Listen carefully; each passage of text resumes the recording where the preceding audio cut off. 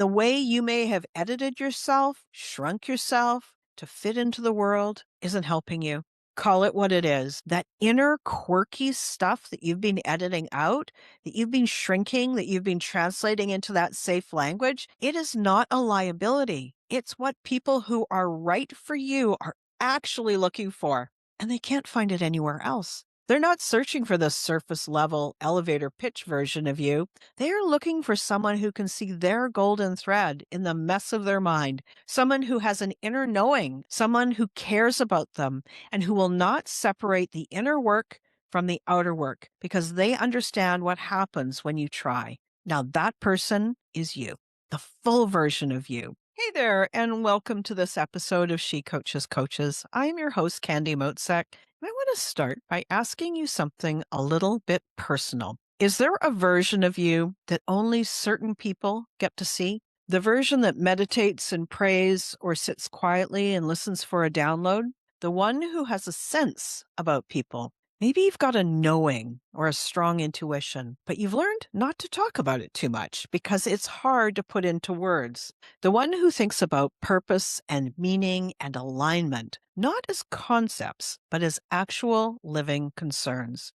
And then there's the professional version, the one with the credentials and the degrees and the clear elevator pitch, the one who explains what she does in surface language or explains it in a way that doesn't raise eyebrows. Now, if those two versions of you don't quite match, this episode is for you. Because somewhere along the way, you learned that the full version of you was too much, that all the complicated bits were private only to you and a few trusted people. Or maybe that certain rooms needed a certain kind of editing, and you got really good at that editing. This episode is about what it costs and what becomes possible when you stop.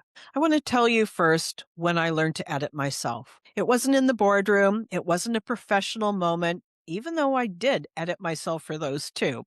My first edit was as a teenager. You know what it's like being a teenager, right? It's hard. And like most teens, I wanted to fit in to be part of that group where the others seemed to have it all figured out. But nothing about me quite fit. Everyone had long, straight, smooth hair, and mine was curly and big and wild. So I cut it short, not because I originally wanted short hair, but because I wanted to fit in, because the curly hair was the visible version of being different, and I hadn't yet learned that different was not a problem. I think about that a lot when I think about the quirky parts of me. The parts like the spiritual layer, the knowing, the woo curious bits of me that have always been there. And at some point, so gradually that I can't name the exact moment, I learned that it was safer to make it small, to shrink, to lead with the credentials, to explain the work in clear business language that would not make people uncomfortable. And when I described my business, it sounded something like this. I help people start and build coaching businesses. That's what I said for a long time. It's clear, right? And while it's true, it's also the short hair version, the edited version, the one that is designed to fit in. The real version is something different. It's about helping my clients come home to themselves, to find themselves again, to reunite with who they really are, their purpose, their values, the core of who you are inside, and then to build something real from there. In fact, now when I share what I do, I say I help people see who they truly are.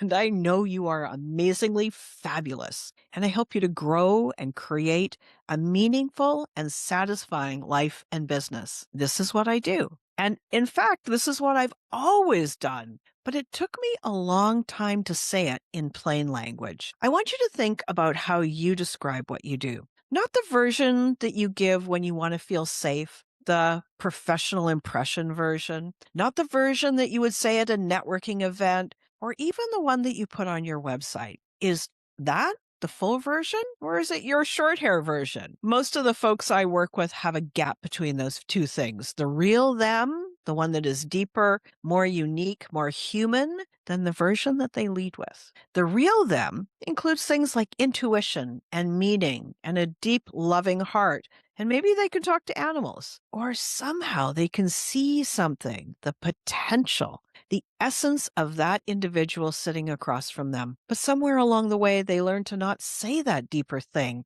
They learn to translate it into safer language. It might have sounded something like this: I help professionals overcome procrastination. I help coaches build profitable businesses. I help high achievers find balance. Now, none of those things are wrong, but none of them are the whole picture either. So here is the problem with the edited short hair version. When you lead with the surface layer, the people who need and want the depth can't find you. They hear your elevator pitch and they think, oh, that sounds fine, but they can't see themselves in that elevator pitch. So they keep going and they keep looking for the thing that they actually want, the thing they resonate with, which might actually be the thing that you really offer, but you're not saying that thing out loud. This short hair version makes you fit in. It makes you invisible to the exact person who needs you most. Let me describe something and let's see if it sounds familiar to you. So, when I'm in a coaching session with someone, something happens. I listen to them speak, I watch them, and I see how they move, what their eyes are doing, and the feeling in the space. And I see something. I hear something. I know something, not always literally, but I hear it or see it clearly. It's kind of like a golden thread, and it's tangled up in a bit of a mess in their brain. And in their words, that's the thing they're trying to sort out. But I could see that golden thread and I can see where it leads. So when it's appropriate, I speak about it. I tell them what I'm seeing or what I'm hearing, and I tell them about the thread, and I pull it loose or untangle it just a little bit for them to get it started. And the person on the other side of the conversation, they get quiet.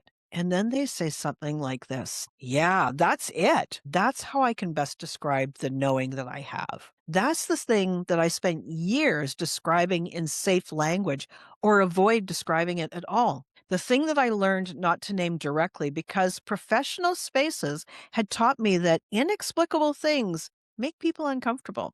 But that hard to explain thing is actually a gift. Everything that I do runs through it. The strategy, the questions that I ask, the frameworks that I use, all of it is in service of finding that golden thread and helping somebody hold it clearly, owning it for themselves. So when I stopped apologizing for this and I started naming it, something changed. The right people found me because they'd been looking for someone who could see what they could not. So the thing I was avoiding was actually thing that most people wanted. Isn't that weird? Well, this is what I want for you too. I want the thing, your gift, your superpower, to be visible to the people who need it. And one of the ways we can do this is to stay centered and present and aligned. Now, staying aligned is not a luxury. It's not something I do when I only have spare time. It's what makes the work real. I stay aligned through daily meditation and journaling and walking in nature. Now, this has been a different kind of episode. And I think many of you know exactly what I mean, because you've got a version of this going on for you too. And the way you may have edited yourself, shrunk yourself to fit into the world isn't helping you. Call it what it is. But this is important. The depth, that inner quirky stuff that you've been editing out, that you've been shrinking, that you've been translating into that safe language, it is not a liability. It's what people who are right for you are actually looking for, and they can't find it anywhere else. They're not searching for the surface level elevator pitch version of you. They're looking for someone who can see their golden thread in the mess of their mind, someone who has an inner knowing about people, someone who cares about them, and who will not separate the inner work from the outer work because they understand what happens when you try. Now, that person is you, the full version of you. So, stop cutting your hair. Stop shrinking to fit in, because this is the way to build the most satisfying and thriving coaching business with clients lined up around the block. Now, if something landed for you today, awesome. I would love to have a conversation with you. You can use the link in the episode description to find a time in my calendar, and I look forward to seeing you then. Thank you so much for being here with me, and I will see you on the next episode.